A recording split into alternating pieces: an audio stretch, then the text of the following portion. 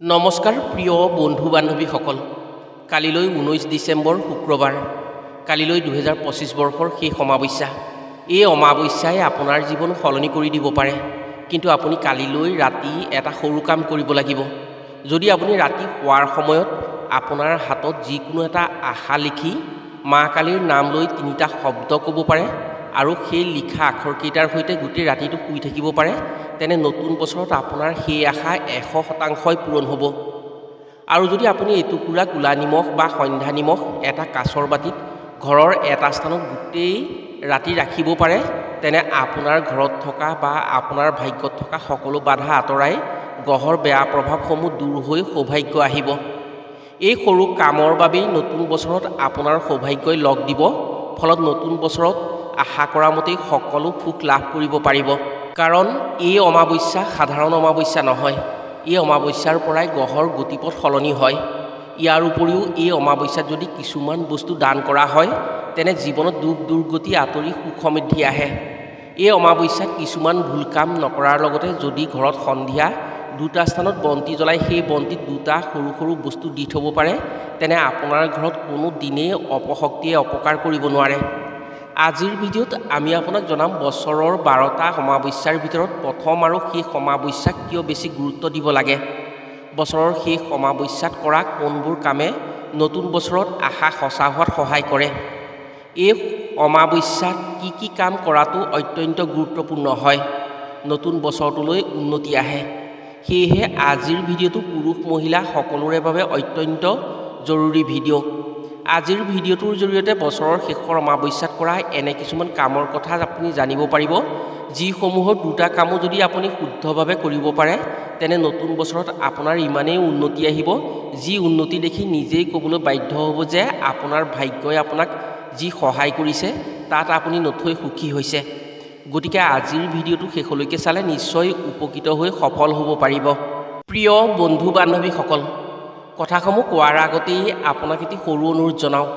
ভিডিঅ'টো যদি ভাল পায় তেনে এটা লাইক কৰাৰ লগতে কমেণ্ট বক্সত ওম সূৰ্যাই নমঃ বুলি লিখিবলৈ কেতিয়াও নাপাহৰিব। কাৰণ 2026 বৰ্ষতো সূৰ্য দেৱতাৰ প্ৰভাৱ বেছি থাকিব, সেয়েহে কমেণ্ট বক্সত সূৰ্যাই নমঃ বুলি লিখিবলৈ আপোনাক অনুৰোধ জনালোঁ। আৰু যদি আমাৰ চেনেললৈ প্ৰথম আহিছে তেনে চেনেলটো ছাবস্ক্ৰাইব কৰাৰ লগতে অন্য 10জনে উপকৃত হোৱাকৈ ভিডিঅ'টো শ্বেয়াৰ কৰিবলৈ অনুৰোধ জনালোঁ। এটা মাহৰ আটাইতকৈ ক'লা অৰ্থাৎ আন্ধাৰ ৰাতিটোৱেই হৈছে অমাৱস্যাৰ ৰাতি। জ্যোতিষশাস্ত্ৰ অনুসৰি অমাৱস্যাৰ দিনা গ্ৰহসমূহৰ মাজত আকৰ্ষণ বিকৰ্ষণ বৃদ্ধি হয়। পৃথিৱী আৰু চন্দ্ৰৰ আকৰ্ষণ বিকৰ্ষণৰ ফলতেই অমাৱস্যাৰ দিনা সাগৰত জোৱাৰ ভাটাৰ সৃষ্টি হয়। জেঠ মাহৰ অমাৱস্যাতেই গ্ৰহাধিপতি শনিৰ জন্ম হৈছিল, সেয়েহে শনিৰ কোপদৃষ্টি অতি ভয়াৱহ হয়। অমাৱস্যাৰ দিনা অপশক্তিৰ সঞ্চাৰ বেছি হয়, সেয়েহে এইদিনা কিছুমান কাম কৰাৰ পৰা দূৰত থাকিব লাগে। আৰু কিছুমান যোগাত্মক শক্তিযুক্ত কাম কৰিব পাৰিলে শনিৰ শুভ প্ৰভাৱ পৰি উন্নতি আহে। বছৰৰ শেষৰ অমাৱস্যাৰ দিনা স্নান দান কৰিলে পুণ্য লাভ কৰাৰ লগতে গ্ৰহৰ দশা অন্তৰ্দশাৰ পৰা বাচি থাকিব পাৰি। বছৰৰ শেষ অমাৱস্যাৰ দিনা গ্ৰহৰ গতিপথ সাল সলনি হয় বাবেই আধ্যাত্মিকতা আৰু জ্যোতিষশাস্ত্ৰৰ মতে কিছুমান বস্তু দান কৰাটো অতি শুভ মনা হয়। শাস্ত্ৰ অনুসৰি বুধ গ্ৰহৰ অশুভ প্ৰভাৱত ব্যক্তি বুদ্ধিভ্ৰষ্ট হয় আৰু জ্ঞান শূন্য হয়। বুধ গ্ৰহক প্ৰতিনিধিত্ব কৰে জ্ঞানৰ শ্ৰেষ্ঠ দেৱতা শ্ৰী গণেশে। নাৰিকল হৈছে ভগৱান শ্ৰী গণেশৰ অতি প্ৰিয় ফল। বছৰৰ শেষৰ অমাৱস্যাৰ দিনা যদি বিজুৰীয়াকৈ 3টা, 5টা বা এটা নাৰিকল কোনো মন্দিৰত দান কৰিব পৰা হয়, তেনে বুধ গ্ৰহৰ অশুভ প্ৰভাৱ দূৰ হৈ শুভ প্ৰভাৱ পৰে। এই অমাৱস্যাত যদি নাৰিকল দান কৰা হয় মন্দিৰত, তেনে জ্ঞান বুদ্ধিত চোকা হয় সেই ব্যক্তি। শিক্ষাৰ ক্ষেত্ৰত থকা বাধাসমূহ আঁতৰি যায়। যদি কোনো ল'ৰা ছোৱালীৰ পঢ়া শুনাৰ ক্ষেত্ৰত কিছু বেয়া পিছ পৰি থকা হয়, জ্ঞান বুদ্ধিত মন্থৰ, তেনে বছৰৰ শেষৰ অমাৱস্যাৰ দিনা যদি তেওঁৰ হৈ মন্দিৰত 3টা বা 5টা নাৰিকল দান কৰিব পৰা হয়, তেনে বুধ গ্ৰহৰ বেয়া প্ৰভাৱ দূৰ হৈ শ্ৰী গণেশৰ কৃপাত নতুন বছৰত জ্ঞান বুদ্ধিত বিকাশ হৈ শিক্ষাৰ প্ৰতি আগ্ৰহী হয়, ফলত পঢ়া শুনাত চোকা হয়। এই কাম এই অমাৱস্যাত কৰাটো অতি গুৰুত্বপূৰ্ণ বুলি মনা হয়। এই দানৰ জৰিয়তে ব্যক্তিৰ জীৱনৰ পৰা আন্ধাৰ আঁতৰি পোহৰৰ বাট মুকলি হয়। এইদিনা যদি কোনো অভাৱী মানুহক তেওঁৰ মন সন্তুষ্টি হোৱাকৈ নিৰামিষ সুস্বাদু খাদ্য এসাঁজ খুৱাই সেই ব্যক্তিৰ আত্মা সন্তুষ্টি কৰাব পাৰে, তেনে যি ব্যক্তিয়ে সেই নিৰামিষ ভাতসাঁজ খুৱাব বা সন্তুষ্টি কৰাব, তেওঁৰ ক্ষেত্ৰত থকা কৰ্মদোষ দূৰ হয়। কৰ্মক্ষেত্ৰত যি এলাহ ভাৱ থাকে, কৰিম বুলি পিছুৱাই থকাৰ যি মানসিকতা থাকে, সেই সমস্যা একেবাৰে নাইকিয়া হয়। নতুন বছৰত সেই ব্যক্তিৰ কৰ্ম উদ্যম বাঢ়িব, ফলত নতুন বছৰত উন্নতি বেছি কৰিব পাৰিব। এই কাৰ্যৰ ফলত শনি মহাৰাজ সন্তুষ্ট হয়।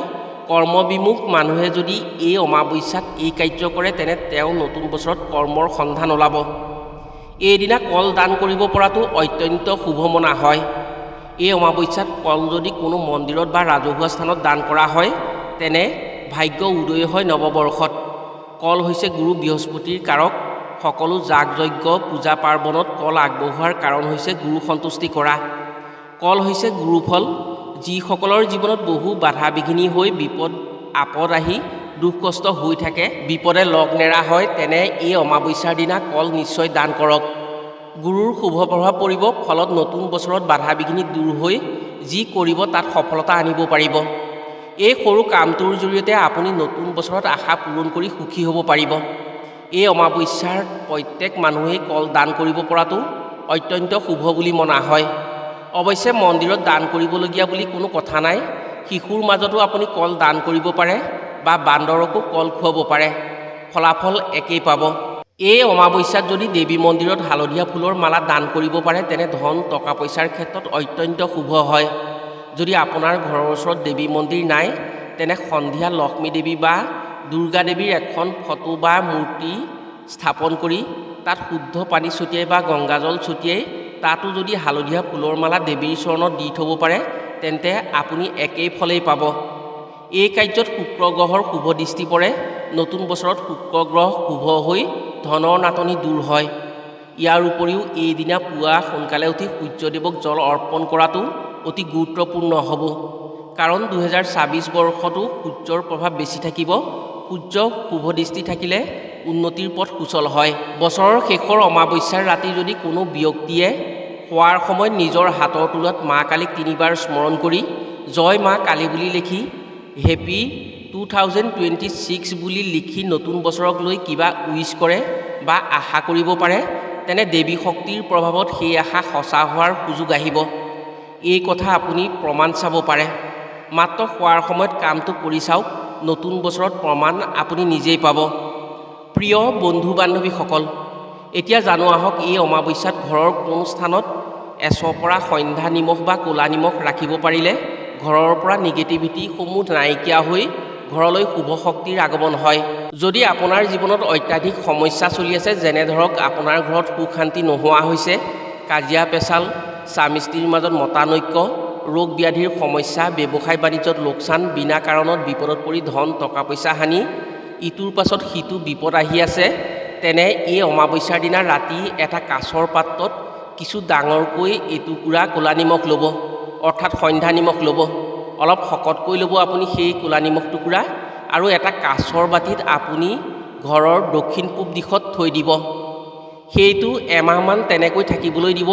দেখিব সেই সন্ধ্যা নিমখ যি টুকুৰা আপুনি থৈছিল তাৰ পৰা লাহে লাহে পানী ওলাব, নিমখৰ টুকুৰাটো ভিজি থাকিব।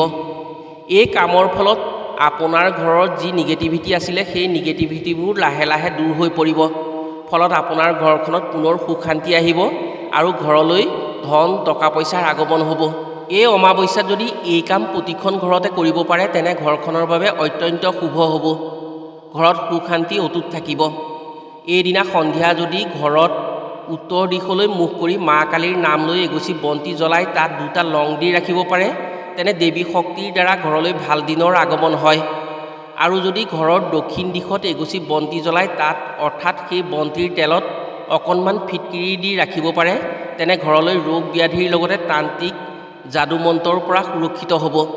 ইয়াৰ উপৰিও এইদিনা গোটেই ঘৰখনক চাফ চিকুণ কৰি সন্ধিয়া ঘৰৰ পশ্চিম দিশত কৰ্পূৰ আৰু তেজপাত জ্বলাই গোটেই ঘৰখনক সেই কৰ্পূৰ তেজপাতৰ ধোঁৱা দিব লাগে। বিশ্বাস অনুসৰি সেই ঘৰত যিকোনো ক্ষেত্ৰতেই বিপদ বিঘিনি কম হয় নতুন বছৰত। প্ৰিয় বন্ধু বান্ধৱীসকল, বছৰৰ শেষৰ অমাৱস্যাৰ দিনা যদি আপুনি আপোনাৰ ঘৰত এইসমূহ কাম কৰিব পাৰে, তেনে আপোনাৰ ঘৰখনৰ বাবে নতুন বছৰটো অতি উন্নতি বৰ্ষৰ হৈ পৰিব। আশা কৰিছোঁ এইসমূহ কাম নিশ্চয় কৰি সুখী হ'ব পাৰিব। আজিলৈ ভিডিঅ'টো ইমানতে সামৰিছোঁ। পুনৰ অন্য এটি ভিডিঅ'ৰ জৰিয়তে লগ পোৱাৰ আশাৰে আজিলৈ আহোঁ। সকলো ভালে থাকক, সুস্থ থাকক, ধন্যবাদ।